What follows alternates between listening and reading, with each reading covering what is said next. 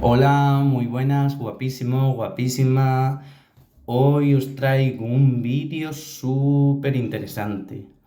Hoy os voy a hablar de adicciones y más en concreto cómo se generan estas en nuestro cerebro.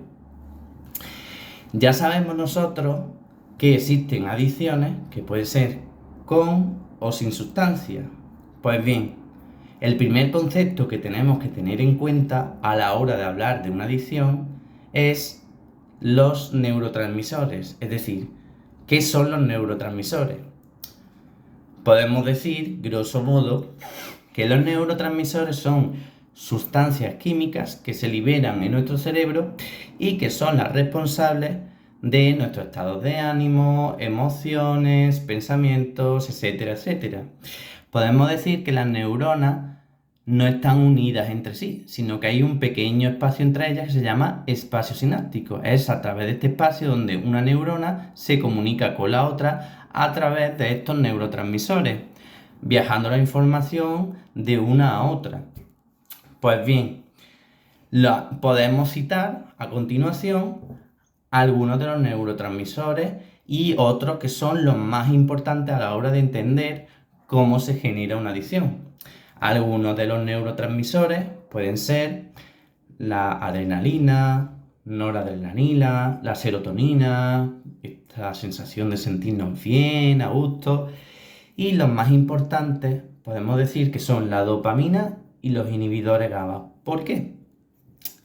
Porque la dopamina mantiene los centros de recompensa activados y los inhibidores GABA los desactivan. Es decir, yo no puedo estar en un estado de euforia constante.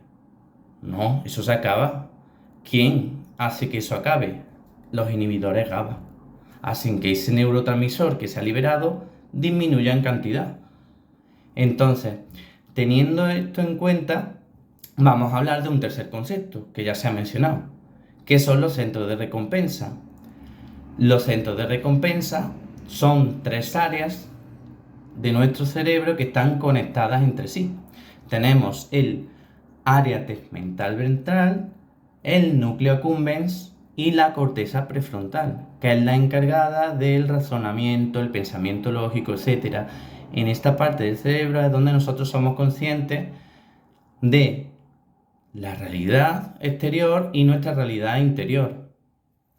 Entonces, ¿cómo se activan estos centros de recompensa? Pues estos centros de recompensa se activan con lo que denominamos reforzadores naturales. ¿Qué son los reforzadores naturales?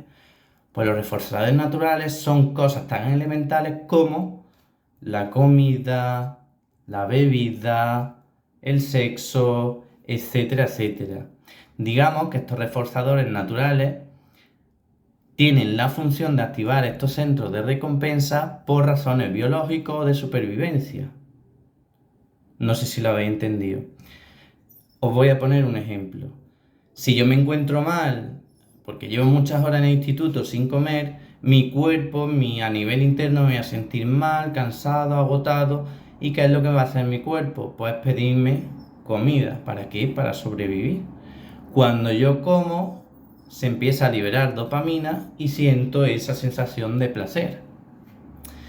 Claro, me siento a gusto, me siento cómodo. ¿Y qué pasa? Que si yo me siento así, lo más probable es que yo vuelva a repetir esa conducta en el tiempo. No solo pasa con la comida, sino también con el sexo, por razones biológicas, reproductivas, etcétera, etcétera, etcétera. Pues bien, una vez que tenemos esto en cuenta, debemos de decir que estos centros de recompensa no solo se activan con reforzadores naturales, como ya hemos hablado, sino también que también se pueden activar de forma artificial. Y ya sabéis por dónde van los tiritos. ¿Cuáles son estos reforzadores artificiales? Decidme algunos ejemplos, ya lo sabéis. Ludopatía y adicción a los videojuegos, tecnología, móviles, redes sociales. Después si nos vamos a la sustancia, por ejemplo, cocaína, el alcohol, etcétera, etcétera. Pues ¿qué hacen todas estas cositas y todos estos elementos que se encuentran presentes en nuestro día a día, activar de forma artificial los sistemas de recompensa, generar placer en mí y a la vez generar dependencia. Ya sabemos cuál es el neurotransmisor principal, la dopamina. Pues, como ya hemos dicho, esto es muy peligroso porque puede generar en nosotros un hábito y realmente nosotros no somos conscientes a nivel interno de esos procesos que pasan. Y poco más que añadir. Yo creo que con esta información que os he dado así un poco técnica, vamos teniendo un poco más de nociones y conocimientos sobre cómo se genera en nosotros una adicción o cómo se puede generar. No todas son iguales, no todas lo hacen con la misma intensidad y no todas requieren de terapia, de una terapia o de otra. Así que espero haberos ayudado un montón y si tenéis alguna duda, en la clase nos vemos. Así que, chochetitos míos, churritas mías, muchos besitos. Sus quiero, sus amo, sus camelos. ¡Muay!